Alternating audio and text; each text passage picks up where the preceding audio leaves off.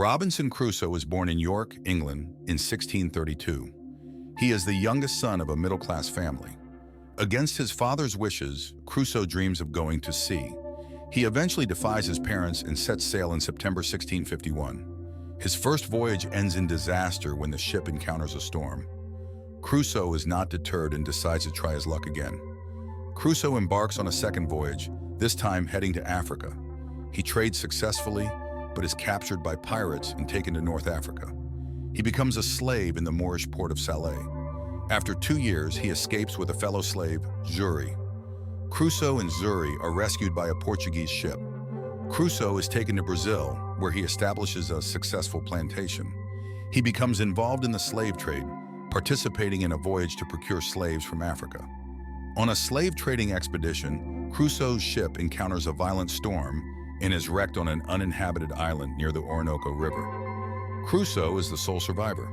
He salvages supplies from the wrecked ship and sets up a camp on the island.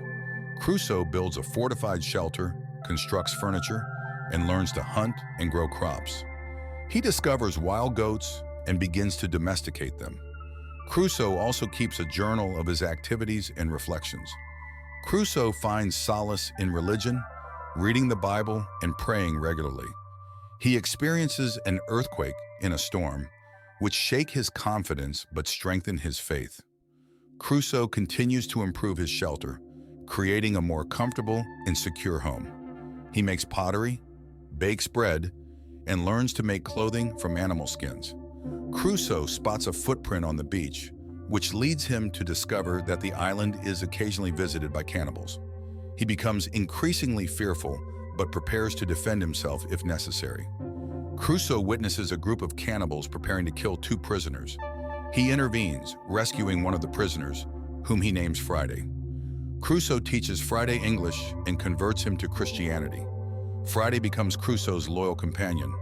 Crusoe and Friday plan to leave the island. They build a canoe but realize it is too small for a long voyage. They encounter a group of European sailors held captive by mutineers. Crusoe and Friday help to free them. The grateful captain offers Crusoe passage back to England. Crusoe and Friday set sail, leaving the island after 28 years. Upon returning to England, Crusoe finds his family is gone, but he learns that his Brazilian plantation is flourishing.